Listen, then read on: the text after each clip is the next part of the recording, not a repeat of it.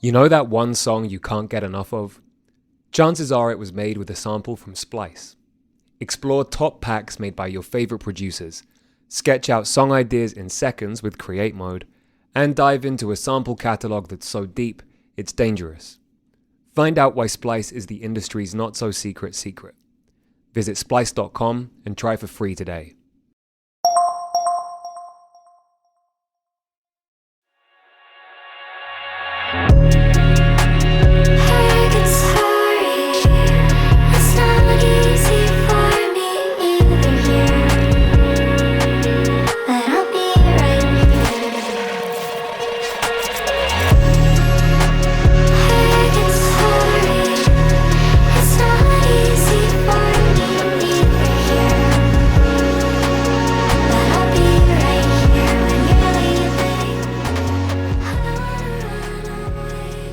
"8485" is underground pop music's cheat code by Jordan Darville. I definitely want to leave the fourth wall as unbroken as possible. 8485 returns to this principle throughout our Zoom conversation, each time polite but firm.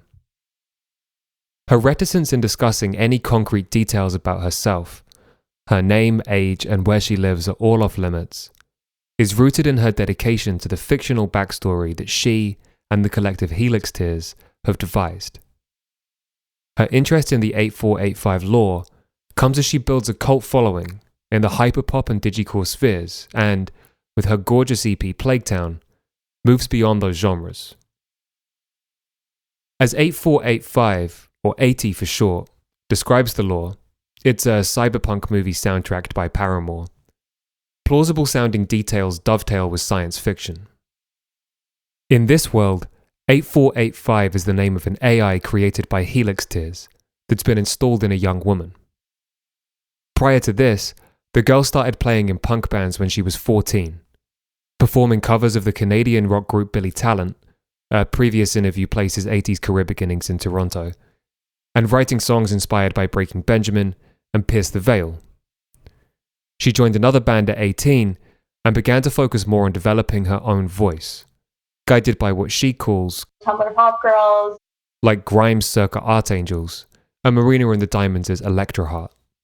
Around the same time, she took her online friendship with Black Winter Wells into the real world. Affectionately known by 80 as Wells, Black Winter Wells is the director of Helix Tears, co-producer of 4 of Plaguetown's 5 songs, and a revered collaborator with other experimental pop acts like Osquin. The singer showed Wells a sonic mood board to guide the production of the collaboration that would become Control. Alice Gass, Laura Les, Blade, and Throbbing Gristle were some of the touchstones. Come pick me up, I'll pay for gas. There's nowhere that I want to be, and you'll drive fast, and I won't ask to pick the music on the street, and we can talk about whatever and pretend that we won't tell, even pretending to ourselves. You think it's easy where it's darker, and I like to feel my heart speed up with my eyes shut and feel we're doing something we should not. So for a time I spent my life just trying to find out when. At a certain point, the singer's personality was replaced with 8485. Now she sits in her bedroom, smiling through long scarlet-dyed hair surrounded by musical instruments, on a choppy Zoom call that frequently reduces her to a mass of blurred pixels. There's nothing new about a pop artist using a creative persona as a veil. But it's still worth pointing out that 8485 is not evasive in creating art or talking about it.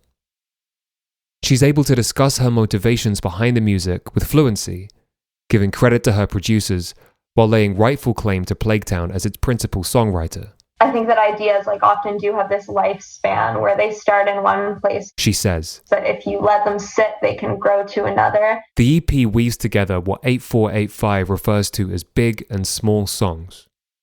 Hanger, the project's opening track, taps suburban ennui wrapped in synth-pop melodies fit for the Drive soundtrack. 2 songs later, on Seer, she paints the picture of a love where the world's future is all too uncertain. A kaleidoscopic electropop ballad with Robin levels of emotional catharsis. I think that I have a real tendency towards bigness. 8485 says of her songwriting. Those small songs kind of almost like ground and contextualize the bigness a lot of the time. The macro lens and the micro lens are always kind of equally important because one helps you to understand the other. Through the screen, I can see that 8485 is wearing a rosary around her neck. She says she is a practicing Catholic, and whether or not this is part of the law, there is a spirituality that moves through 8485's music, sometimes as a calming breeze, and in other instances a destructive force. On Plaguetown's Pure, 8485 is stuck between her love for Christ and anguish at her own shortcomings. There was a time once I thought I could be like you. You should have seen it, all of the meaning and all of what I can't do anymore. There was a time once that I believed in you, that you would keep me safe from my weaknesses when I'd speak to you. The beat, co-produced by Black Winterwells and Degen, glitters like cascading shards of stained glass tableaus depicting once beatific scenes, now scattered and tragic.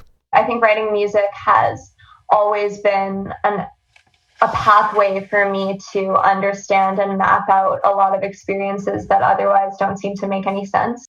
Each song on Plaguetown offers what could be distinct and plausible sonic paths forward for 8485.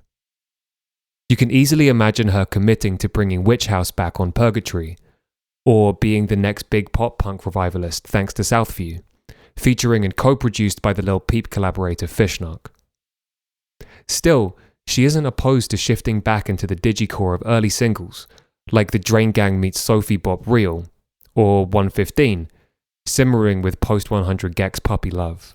I do kind of love this concept of unstable identity. She says, if you want to be able to embrace that long term, you have to figure out what kind of your core is. 8485 credits her friends and programmers in Helix Tears. It definitely opened me up to kind of a new type of collaboration. You have total freedom to kind of build what you're building, but you also have like this thing that everyone's kind of building together. With Helix Tears backing her, 8485 is constructing a reality within a music career. Her dedication to the fictional backstory reminds me of Grimes, who once called law sacred and her favorite art form. We talk about how turning real, intensely painful events from life into stories can lessen their control over us. It's never going to feel the same as when you were in it. She says of Memories. But it can also kind of inspire that nostalgia because it stings less. It looks more like a story. Wherever Plaguetown stories come from, they are able to make the listener feel like they're remembering something unmistakably real that may not have happened to them, just on the tip of their memory's tongue. It's 8485's superpower, and she's not nearly out of fuel.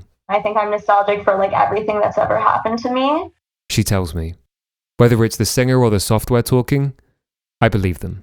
I haven't seen anybody I've known for a long time, and a long time, and a long time. Seen anybody I've known for a long time, and a long time, and a long time. Seen anybody I've known for a long time, and a long time, and a long time. Seen anybody I've known for a long time, and a long time, and a long time. Seen anybody I've known for a long time, and a long time, and a long time. Seen anybody I've known for a long time.